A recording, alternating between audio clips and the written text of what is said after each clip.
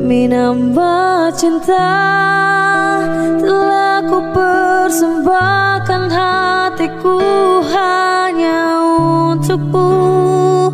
Telah ku jaga kejujuran dalam setiap nafasku.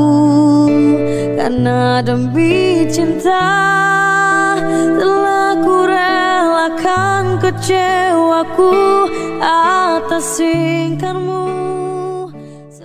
Assalamualaikum warahmatullahi wabarakatuh. Saudara sebangsa di 5 benua, apa yang dikhawatirkan kaum intelektual merdeka akhirnya terjadi. Rasa khawatir dari detik ke detik terus mengalir. Apa itu? Pemilu ditunda.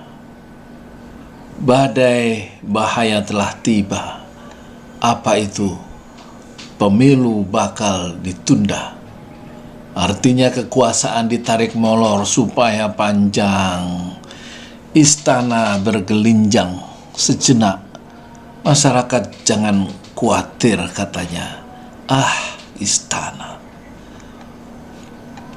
Bukankah Bahlil, orang istana, sempat jualan agar kekuasaan diperpanjang supaya pengusaha bernapas lebih panjang untuk memperbaiki usaha mereka usai bebas dari pandemi COVID-19? Bukankah Luhut punya big data? Big data itu berkata, rakyat ingin kekuasaan diperpanjang 3 periode. Bukankah Lanyala Mataliti, Ketua Dewan Perwakilan Daerah, pernah berteriak, silahkan Presiden sikap ambil politik, dekret Presiden kembali ke Undang-Undang Dasar 45, setelah itu terserah Presiden perpanjang kekuasaan 2 atau 3 tahun lagi. Siapakah Lanyala, siapakah Luhut Binsar Panjaitan, siapakah Bahlil? Bukankah mereka sedang berkuasa dan berada di lingkaran istana, dan lebih nikmat jika kekuasaan diperpanjang? Partai pendukung tentu ikut saja. Semua ikut. Rasa gembira para petinggi Partai Prima yang baru saja dimenangkan di Pengadilan Negeri Jakarta Pusat. Adakah orang-orang Tito Karnavian di balik penundaan pemilu? Adakah peran Luhut Binsar Panjaitan? Adakah tangan jahat oligarki sudah mulai masuk pintu pengadilan? Tidak ada yang tahu. Yang penting mereka semua kini gembira. Dengarkanlah kabar gembira itu. Menghukum KPU, yaitu tergugat untuk tidak melaksanakan sisa tahapan pemilu 2024 sejak putusan ini diucapkan, dan melaksanakan tahapan pemilihan umum dari awal selama lebih kurang 2 tahun 4 bulan 7 hari, seperti dikutip dari salinan putusan Kamis 2 Maret 2023. Putusan tersebut dibacakan oleh Majelis Hakim pada Kamis 2 Maret 2023. Adapun Ketua Majelis Hakim yang menyidangkan gugatan tersebut adalah T. Oyong dengan hakim anggota Haji Bakri dan Domingus Silaban. Dalam putusannya, Majelis Hakim menyatakan Komisi Pemilihan Umum telah melakukan perbuatan melawan hukum. Adapun perbuatan melawan hukum yang dimaksud adalah KPU menyatakan Partai Prima tidak memenuhi syarat dalam tahapan verifikasi administrasi partai politik calon peserta pemilu. Dan tiba-tiba para pengamat mulai menyelidik dan memicingkan matanya dengan penuh kecurigaan. Adakah keterlibatan intelijen di sini? Operasi-operasi intelijen, sehingga suasana menjadi gaduh dan mengarah kepada penundaan pemilu. Mantan petinggi intelijen negara BIN ternyata masuk dalam daftar pengurus pusat Partai Rakyat Adil Makmur atau Prima yang sedang bergembira ria. Partai Prima ini memenangkan gugatan di Pengadilan Negeri Jakarta Pusat dengan putusan penundaan tahapan pemilu 2024. Ex-elit Badan Intelijen Negara itu adalah R. Gautama Wiranegara. Dia menduduki ketua Majelis Pertimbangan Partai. Gautama mengaku bergabung dengan Prima sejak partai itu dideklarasikan 1 Juni 2021. R. Gautama Wiranegara pernah berkata tegas soal sosok KPU. Kita tahu beberapa partai yang lolos tapi sebetulnya nggak lolos. Yang lolos minta diloloskan.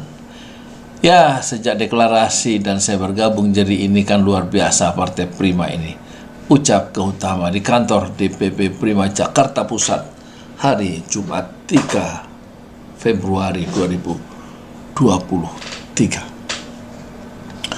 Gautama merupakan mantan petinggi Badan Intelijen Negara yang menduduki jabatan terakhir sebagai Direktur Kontra Separatisme Deputi 3 Badan Intelijen Negara atau BIN. Selama menjadi prajurit TNI, dia banyak bergelut di bidang intelijen. Pasca reformasi 2000, Gautama mulai aktif di Badan Intelijen Strategis atau BAIS TNI. Pada 2010 dia mulai aktif di Badan Intelijen Negara sebagai Kaposwil Binat Deputi 2 BIN. Gautama kemudian ditugaskan ke Badan Nasional Penanggulangan Terorisme BNPT selama 3 tahun. Mulai 2015 sampai 2018, Gautama pensiun pada 2018 dengan pangkat terakhir Mayor Jenderal Tentara Nasional Indonesia.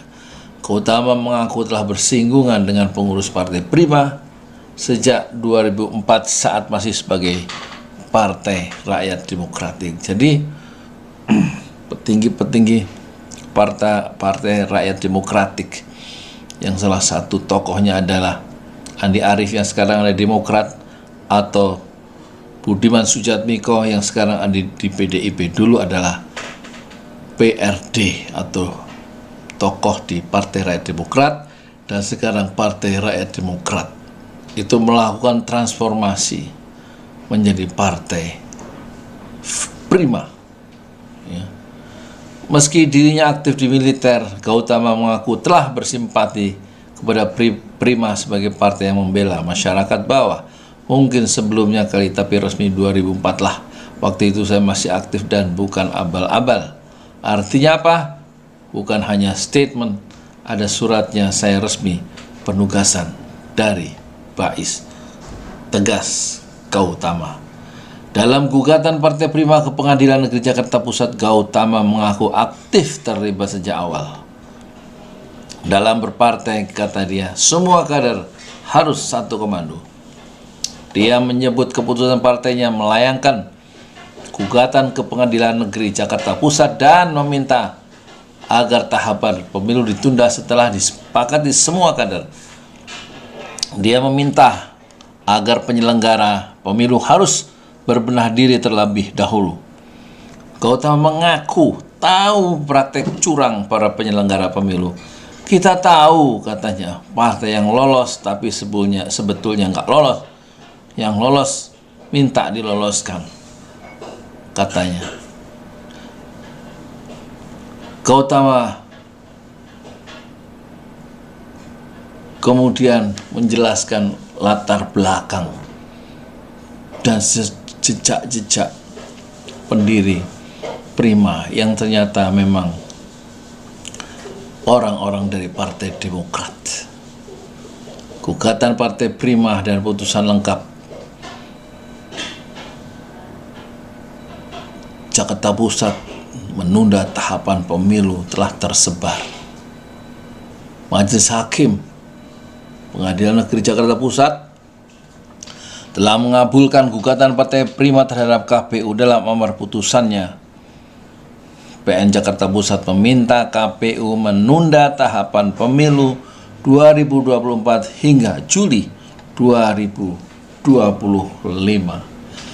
Gugatan kepada KPU yang diketok pada Kamis 2 Maret 2023 itu dilayangkan Partai Prima pada 8 Desember 2022 lalu dengan nomor register 757-PDT-G-2022-PNJKT-PST. Mereka berkeberatan atas keputusan KPU yang menyatakan Partai Prima tidak memenuhi syarat peserta pemilu 2024. Bank hukum tergugat yaitu KPU untuk tidak melaksanakan sisa tahapan pemilihan umum 2024 sejak putusan ini diucapkan dan melaksanakan tahapan pemilihan umum dari awal selama lebih kurang 2 tahun, 4 bulan, 7 hari. Demikian bunyi putusan Pengadilan Negeri Jakarta Pusat itu. Tetapi soal kisruh tunda pemilu, CSIS masuk gelanggang. CSIS langsung merangsek. CSIS menduga ada kelompok terorganisir tunda pemilu 2024. Peneliti Departemen Politik dan Perubahan Sosial Center for Strategic and International Studies CSIS, Nuri Okhtariza melihat ada kelompok terorganisir dan sistematis yang menggunakan kamar pengadilan untuk membawa isu penundaan pemilu 2024. Nuri atau saya katanya melihat ini digerakkan oleh kelompok yang relatif terorganisir, sistematis dan semakin kesini harus dianggap serius. Siapa mereka? Mungkin tak perlu dibuka di sini. Tapi sebetulnya relatif gampang untuk dilacak jejak sosial medianya, kata Nuri saat memberikan pemaparan dalam media briefing. CSIS menanggapi putusan Pengadilan Negeri Jakarta Pusat terkait penundaan pemilu 2024 Jumat 3 Maret 2023. Sementara Projo itu juga membantah atau melawan putusan PN Jakarta Pusat. Kata Projo, keputusan menunda pemilu adalah pengingkaran kehendak rakyat. Projo menegaskan penjadwalan ulang tahapan pemilu yang berdampak pada terganggunya pemilu harus dimaknai sebagai pengingkaran terhadap kehendak rakyat dan gangguan nyata terhadap agenda konstitusi Undang-Undang 1945. Nuri berujar, kelompok-kelompok ini sebetulnya telah membawa isu serupa sebelumnya dengan satu tujuan yang sama, yaitu menginginkan penundaan pemilu. Kelompok-kelompok ini, kata dia, bisa terorganisir rapih atau renggang. Namun Nuri menilai bahwa kelompok tersebut memiliki satu tujuan, yaitu pemilu 2024 ditunda entah untuk 1 tahun, 2 tahun, dan seterusnya. Banyak hal yang sudah dilakukan, tapi hari ini kelompok ini masuk lewat pintu pengadilan, kata dia. Yaitu kelompok Partai Prima yang di dalamnya ada Gautama, tokoh penting, salah satu tokoh penting dalam intelijen Indonesia. Menurut Nur dari CSIS, kelompok ini telah mencanangkan berbagai aksi, antara lain memobilisasi, mengorkestrasi, memainkan isu-isu yang bukan hanya seputar pemilu. Saya beri contoh misalnya, ada yang menginginkan perpanjangan masa jabatan presiden 3 periode, ada yang minta amandemen konstitusi, ada yang minta dulu mengembalikan GBHN, ada yang minta dulu mengembalikan GBHN, ada yang kemarin menyebabkan macet di mana-mana, mobilisasi dengan tujuan menambah masa jabatan kepala desa dari 6 tahun menjadi 9 tahun. Dan karena bisa dipilih sampai 3 periode, maka kalau disetujui jabatan kepala desa itu 9 tahun, maka dia bisa mengangkangi desa itu beserta keluarganya selama 3 kali 9 tahun, 27 tahun bisa jadi kepala desa. Terus ada lagi kegiatan yang kemarin, mobilisasi dengan tujuan menambah masa jabatan kepala desa. Ribuan kepala desa datang ke Jakarta, dimobilisasi oleh Abdesi. Abdesi tentu badan pembinanya adalah Luhut Binsar Panjaitan dan Abdesi atau perangkat desa. Kepala desa berada di bawah Departemen Dalam Negeri yang dipimpin oleh Tito Karnavian. Yang terakhir, tutur nori adalah meminta. Apa yang mereka minta? Meminta penghapusan jabatan gubernur dengan menginginkan gubernur di seluruh provinsi ditunjuk oleh Dewan Perwakilan Rakyat Daerah atau DPRD. Dia melihat semakin dekat ke tahun politik yang panas ini, kelompok ini sengaja menjadikan isu sebagai komoditas dengan memainkan isu tersebut. Untuk apa dia memainkan isu itu? Perpanjangan, penambahan jabatan kepala desa, ya untuk political bargain, ya, tawar-menawar politik dengan kekuasaan. Dan itu seperti terjadi. Sekali di stop, dimunculkan isu baru, kemudian di stop, muncul isu baru lagi. Katanya dia mengatakan komoditas isu itu akan menjadi dinamika, dan dinamika itulah yang dijadikan bargain, tawar-menawar oleh orang yang memang memainkan isu ini. Alhasil isu dijadikan komoditas. Sekarang pertanyaan terakhir, apakah orang-orangnya Tito Karnavian bekerja di balik penundaan pemilu? Apakah peran Luhut Binsar Panjaitan yang sekarang Menteri Menteri Investasi, ya, yaitu Luhut Binsar Panjaitan, apakah kekisruhan setelah keputusan diketok hari Kamis kemarin? Apakah ada peran dari orang-orang Luhut Binsar Panjaitan? Apakah tangan jahat dari oligarki sudah mulai masuk ke pintu pengadilan? Tidak ada yang tahu. Tidak ada yang tahu. Tidak ada yang tahu. Assalamualaikum warahmatullahi wabarakatuh. Hidup penuh dengan berkah, penuh dengan kebaikan jika orang itu selalu gemar bersedekah fi sabilillah, di jalan Allah.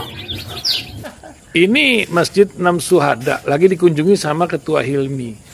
Modal awalnya berapa Pak Yudi Pramuko? 750.000 rupiah aja. Jadi ini 500 jutaan nih barang. Sekarang udah habis 310. Masya Allah, tuh udah pakai keramik, laponnya tinggal.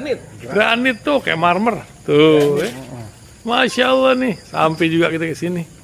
Masjid Enam Syuhada, ngapa namanya Masjid Enam Syuhada, ya, Pak Yudi? Kita mau mendokumentasikan perjuangan dakwahan nama anak muda pengawal Habib Rizik Syihab itu. Masya Allah. Yang dibunuh sama orang jahat di kilometer 50. Kilometer 50 ya. Itu kan simbol memperjuangkan dakwah itu kita harus memberikan segalanya untuk Islam kan ya, untuk dakwah Islam. Dan nama anak muda itulah yang sudah memberikan segalanya untuk Islam. Masya Allah. Nanti nama pemuda itu ada juga di sini mungkin diterangkan? Mungkin namanya Enam Syuhada. Enam Syuhada itu, Enam Syuhada dipasang di sini, Enam Syuhada.